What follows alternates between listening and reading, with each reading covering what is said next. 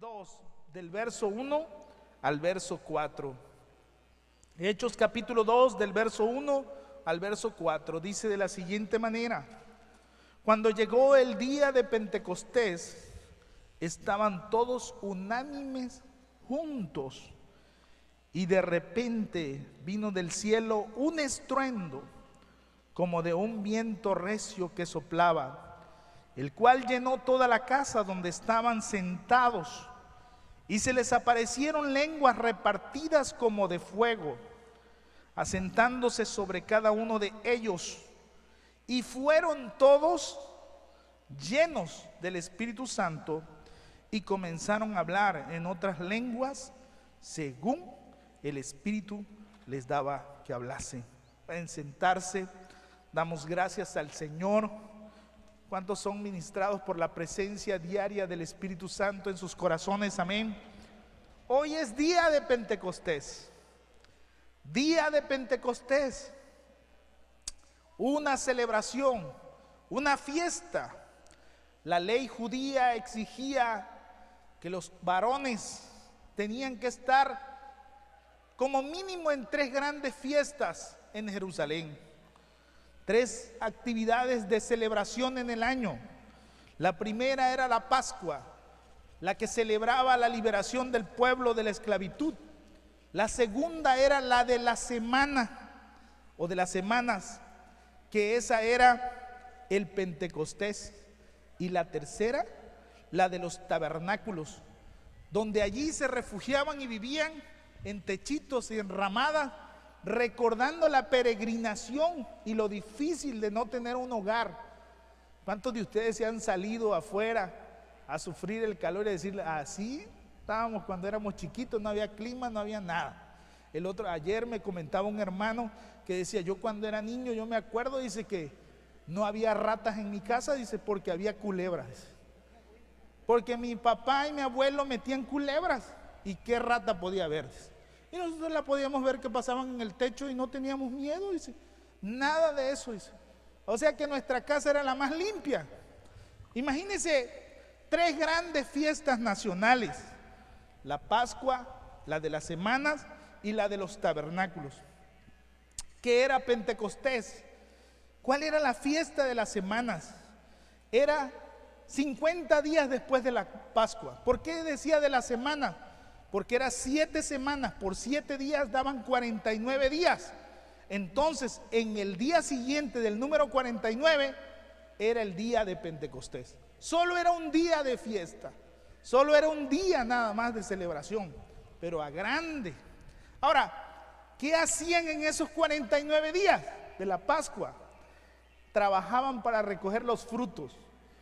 Lo que significa Pentecostés era las primicias de los frutos, de la cosecha de trigo. Ellos trabajaban en esos 49 días y llevaban lo mejor de sus frutos al Señor. El Señor les había dado esa orden y ellos lo hacían, por eso nada más era un día de fiesta. Las otras grandes celebraciones eran más días, pero ahí solo eran 24 horas de celebración. El pueblo tenía que trabajar y aprovechar los recursos que Dios le daba. Pentecostés, esa era la fiesta, era una celebración agrícola de acción de gracia. ¿Cuántos de nosotros tenemos actividades de acción de gracia? Porque algunos, ¿verdad?, tienen acciones de desgracia. Visíteme, pastor, estoy en un problemón. Pues ahí va el pastor. Pero cuando está de manteles largos, no hay dinero, está complicada la cosa, hijito, ya te voy a celebrar el cumpleaños hasta que llegues a los 5 años, y el pobre niño llega a los 25 y nunca hubo nada. Porque no tenemos la cultura de celebrar las acciones de gracia, se nos olvida. ¿Cuántos dicen amén? Pero dice que Pentecostés era una acción de gracias, era un regocijo, era una fiesta nacional. Se ofrecía al Señor las primicias, los mejores frutos. Cuando era llevado a aquellas gavillas, el sacerdote quitaba las espigas y allí el grano de aquel trigo lo limpiaba cuidadosamente y lo ponía en una piedra y lo molía. Él lo hacía. Y aquel trigo lo dejaba lo más fino posible y hacía una harina. Le vertía agua, le ponía levadura y aquello se preparaba para ir al horno. Y hacía un pan delicioso. Imagínense cómo salían esos panes así como algunos de nosotros que estamos hermosos. Usted no diga, es que está gordito, no, dígale, estás hermoso, mi amor. Estás maravillosa, estás bendecida, doblemente hermosa. ¿Cuántos dicen? Triplemente hermoso. Hermanos, así salían esos panes maravillosos, riquísimos. El sacerdote los llevaba y los ofrecía al Señor. Levantaba aquellos panes y los ofrecía al Señor, y dice, los mecía en una actitud de ofrecerlos a Dios delante de todo el pueblo. Esa era la forma que el sacerdote lo presentaba al Señor. Esos panes no eran ofrecidos en el holocausto, no podían ser ofrecidos al Señor. ¿Por qué? Por una condición, porque tenían levadura. La levadura, ¿sabe qué significaba? Tenía una expresión muy interesante. ¿Por qué Dios le dijo que le echaran levadura? Si Él les había prohibido que no podían ofrecer nada leudado. Eso significaba corrupción. ¿Sabe qué? Es una enseñanza de la fidelidad de Dios, que Él te da las bendiciones. La Biblia declara que Él hace llover sobre justos e injustos. Entonces, Dios derramaba sus bendiciones sobre el pueblo, no porque el pueblo fuera obediente o desobediente, sino por la fidelidad de Dios. El pecado trae afrenta, sí, pero Dios era fiel a sus promesas. Escuche bien, por eso ellos ofrecían al Señor aquel pan. No lo podían ofrecer en holocausto, pero Dios le dijo, ¿te das cuenta que yo he sido fiel? Aunque tú hayas faltado, aunque tú hayas desobedecido, yo sigo siendo fiel. El Señor su palabra no la iba a retractar, la iba a mantener. O sea, la palabra de Dios no depende de las personas, dependen de Dios. ¿Cuántos alaban al Señor? Queridos hermanos, esa era la expresión y esa era la enseñanza. Dios sí iba a cumplir, no iba a faltar su bendición. Aparte, el sacerdote ofrecía 7 corderos, un becerro y 2 carneros en holocaustos. Esos iban en holocaustos al Señor. Ofrecía un macho cabrío por expiación y 2 corderos como ofrendas de paz. O sea que eran 8 animales ofrecidos al Señor por el sacerdote en ese día. Queridos hermanos, eso era Pentecostés. Esa era la administración y el trabajo del sacerdote. Agradecer a Dios por los primeros frutos. ¿Cuántos de ustedes agradecen a Dios por lo que Él le ha dado? Y no porque lo merezcamos. Si usted anotara si lo merece o no lo merece, ¿qué diría? No lo merezco, pero Dios se lo da. ¿Cuántos alaban a ese Dios maravilloso? Imagínense, esa es la realidad y eso es lo que Dios quería plantear a un pueblo. ¿Qué era Pentecostés? Era un ambiente de feria, era un ambiente de peregrinación religiosa, pero también era una reunión emotiva familiar. Escuche eso.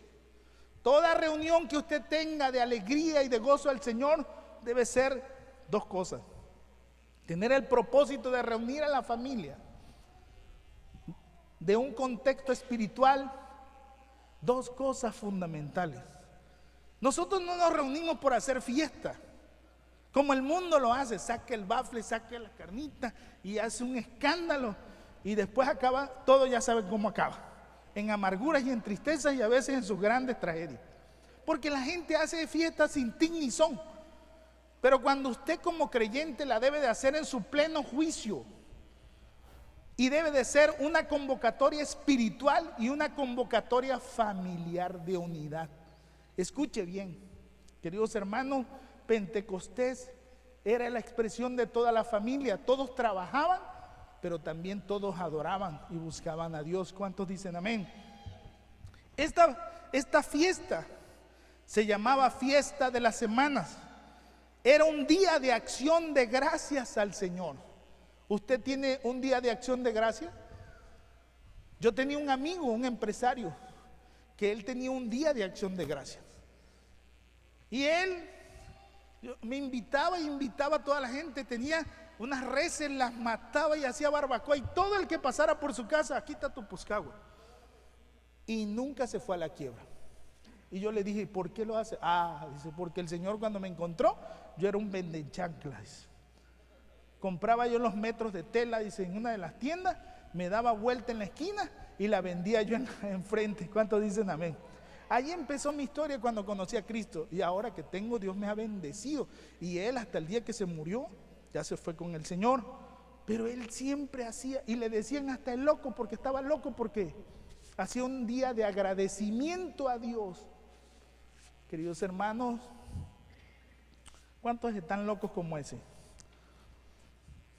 Un día de acción de gracias, eso era Pentecostés. ¿Cuál era el propósito de Pentecostés? La Biblia declara que era una santa convocación. Era una fiesta, pero tenía un contenido porque tenía orden del cielo. Dios había fijado cómo se tenía que hacer. Cuando hablamos de santa convocatorias, es tiempos fijados para reunirse. Eso significa una santa convocación. Cuando Dios decía, llamaba, tocaban las trompetas, ¿qué tenían que hacer? Todos tenían que correr. Todos tenían que fijarse en el tiempo de Dios. Cuando veían que la nube se movía, ¿qué tenían que hacer?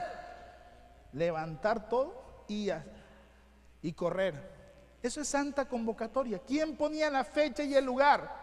El momento, ¿quién lo colocaba? Dios. No eran las personas. Por eso nosotros debemos de aprender que el venir a la casa de Dios es una santa convocación, porque hay un tiempo y un horario fijado. Por ejemplo, si decimos, ay hermano, es que se me olvidó que voy al templo. Imagínense, ¿qué hace usted los domingos a las 6 de la tarde? Hoy me hablaban, por ejemplo, los niños. Yo he escuchado a muchos niños, llévame a la feria. Llévame a la feria. ¿Por qué creen que los niños quieren ir a la feria? Porque ven que escuchan. ¿Qué escuchan? Todos van alegres. ¿Cómo van a la feria? Alegres, contentos. ¿Qué más? Bañaditos, bien vestidos. ¿Qué se oye? Con dinero. ¿Qué más? ¿A qué va la gente? A divertirse. ¿Cómo creen ustedes que el niño no quiere ir? Pobre niño, si le da un pescozón, ¿verdad? Pero si usted le habla, vamos al templo. Usted agarra al chamaco y le da un cocotazo y un jalón de pelo. ¿Usted cree que va a querer venir al templo? ¿Cuántos dicen amén? Pero si le ve que usted está alegre, contento, glorificando al Señor, ya se acerca el culto, gloria al Señor. Estoy a 1 hora, estoy a 2 horas. ¿Qué cree que va a querer hacer el niño? Eso es santa convocación. Usted tiene todo planeado. Hermano pastor, yo sí quiero ir al templo, pero estos chamacos son unos demonios que me atrasan. El niño no va a querer venir al templo. ¿Cuántos dicen amén? Pero si usted dice, gracias Señor, porque voy a ir con toda mi familia, estoy preparado para ir al Señor, porque es una santa, ¿qué? Convocatoria. El niño va a amar la casa de Dios, porque va a escuchar expresiones atractivas para ir al templo. ¿Cuántos dicen amén? ¿Están aquí? Eso era una expresión solemne, pero era una expresión de júbilo. Ellos venían con solemnidad al Señor, pero venían alegres. La solemnidad no nos quita la alegría ni el gozo del Señor. ¿Cuántos dicen amén? Puede glorificar al Señor y alabar al Señor. A eso vino. ¿Cuántos vinieron a dormirse ahorita?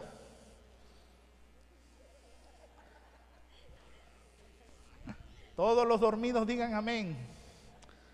Usted tiene que estar contento y gozoso al Señor. Es un júbilo, es un gozo venir y celebrar, estar en la presencia del Señor. La Biblia dice, yo me alegré con los que me decían, a la casa del Señor iremos. Entonces se preocupe por la feria. En el canal 10 usted la puede ver. Usted puede disfrutar a aquellos que pierden la paz. Porque ayer tocó ese, no. Los que pierden la paz, dice, o los que quitan la paz. Así se llama ese grupo. Imagínese, usted puede celebrar al Señor. Oiga, hasta acá se oían los gritos ahí en mi casa. La gente gritando, la gente haciendo bulla. Era una celebración sincera y de devoción al Señor. Eso era esa reunión, una reunión espiritual, una reunión grande, una reunión de un pueblo agradecido al Señor. Amén. Esa fiesta era una fiesta del Señor. Cuando hablamos que es una fiesta del Señor, es porque hay celebración. Escuche bien, cuando usted viene aquí hay celebración, por eso cantamos, adoramos al Señor, pero hay comunión, porque usted está con otros hermanos, pero también hay reflexión.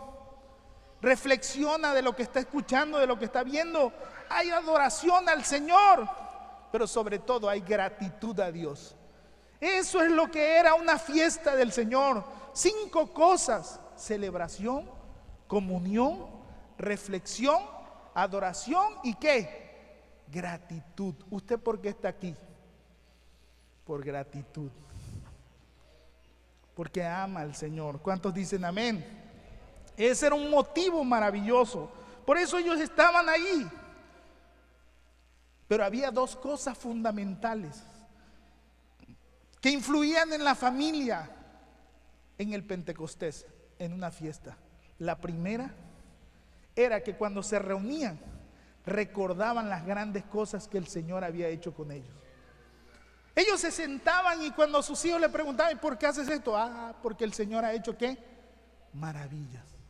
¿Cuántos de ustedes han anotado las grandes bendiciones que Dios ha hecho en su vida? Hermano, porque si yo le dijera, escriba sus desgracias, mira, me hace usted un libro, una novela, pero si le digo, escriba las bendiciones que Dios le ha dado, estoy seguro que no escribiría 3 letras, porque nos cuesta trabajo. No estamos acostumbrados. Por lo tanto, nuestra cultura es diferente. Entonces, una influencia de esta fiesta era sentarse y decirle, estamos celebrando aquí, y les empezaban a contar los milagros que el Señor había hecho con ellos. ¿Tienes algo que contar? ¿Tienes algo que decirle a tus hijos? ¿Tienes algo que contarle? ¿Cuántos dicen amén? ¿Usted ha recibido un milagro de parte de Dios? Mire, yo cada vez les cuento a mis hijas del rayo. ¿De dónde rayo salió? ¿Quién sabe? Que Dios me libró. Le cuento de otro accidente que el Señor me dio vida. Le cuento del llamado del Señor, de momentos extraordinarios en la presencia del Señor. Voy platicando con ellos. Eso era el contexto de una fiesta, hablar de los que Dios ha hecho. ¿Cuántos dicen amén? ¿Qué le dijo el Señor a aquel endemoniado cuando ya no era endemoniado, sino era un hombre libre y transformado? Ve a los tuyos y cuéntales que cuán grandes cosas el Señor ha hecho contigo y cómo ha tenido de ti misericordia. A la hermana yo me siento y le digo, cuéntame otra historia de esas, de maravillas que Dios ha hecho contigo, ¿verdad, hermana? Siéntate aquí, hermana, lléname de fe. Hermano, ¿y qué obras extraordinarias ha hecho el Señor? Eso infunde fe y valor, que es un Dios vivo y poderoso, amén. Lo segundo que hacía eso, mantener ardiente la fe. Esos eran los 2 motivos fundamentales, hablar de las grandes cosas, pero lo segundo es mantener viva la fe, ardiendo en ellos. Despertar en sus hijos y en la familia, como dijo el Señor, alejados de mí, nada podéis hacer. ¿Cuántos de ustedes se sientan y le cuentan eso a sus hijos? No le menciones nada del templo, porque se enoja. ¿Cuántos dicen amén? Pero quieren que se conviertan, quieren que vuelvan al camino. Tienen que hablar de las grandes cosas que el Señor ha hecho. Amén. Esto es un testimonio de lo grande que el Señor ha hecho. Estar aquí, somos testimonios caminando. Nosotros mismos somos testimonios andando de los milagros del Señor. Amén. Imagínense, aviva el fuego en ellos, aviva la fe. Eso era Pentecostés. Les hablé un poquito de esa cultura. Ahora, día de Pentecostés, capítulo 2 del libro de Hechos. Estaban todos unánimes, juntos. ¿Cuáles fueron las manifestaciones del día de Pentecostés? En los discípulos de Cristo, ¿cuál fue? La primera circunstancia era la unidad. La Biblia dice, estaban unánimes juntos. Parece, oye, un poco raro esa combinación de esas dos palabras. Unánimes y juntos. Al fin y al cabo, ¿no son lo mismo? ¿Por qué la Biblia usa la suma de esas dos palabras para darnos un concepto? ¿Qué significa unanimidad? Esa palabra unánimes solo aparece en el libro de Hechos. No aparece en otro pasaje de la Biblia. Aparece 6 veces en el libro de los Hechos. Y la palabra unánime significa estar de acuerdo, tener en común las cosas, pero sobre todo estar en el lugar, en el momento y en el espacio correcto. Eso significa. Usted puede decir, hermano, yo sigo con ustedes, hermano, pero ni lo vemos, pero ni en pintura. Entonces no está en unanimidad, porque usted tiene que estar presente. Como les decía yo en el Festival de Luz, no vaya a venir y me diga, ¿verdad? Cuando se acuerdan el Festival de Luz que hicimos, le digo, venga usted personificado, use un disfraz. No me vaya a venir que vino del hombre invisible y no lo vi. Era un pastor, yo sí estuve, pero fui del hombre invisible. Ay, perdóneme, hermano, no le vi. Como usted venía de hombre invisible. ¿Cuántos dicen amén? Unánime significa estar ahí. ¿Sabe por qué? Porque dice la Biblia que ¿cuántos fueron llenos del Espíritu Santo? 120. Y eran 500 que habían oído la voz del Señor, pero 120 obedecieron. La Biblia dice, estaban en el lugar correcto, en el momento correcto, en el tiempo correcto. ¿De quién? ¿De quién? Del Señor. Y dice, y estaban juntos, o sea, estaban en ese proyecto en común. Queridos hermanos, ellos tenían familias, tenían responsabilidades, sí, pero obedecieron al Señor. 2 cosas fundamentales: la unidad y lo segundo, los creyentes, aquellos 120 que estaban ahí, eran los frutos del ministerio de Cristo.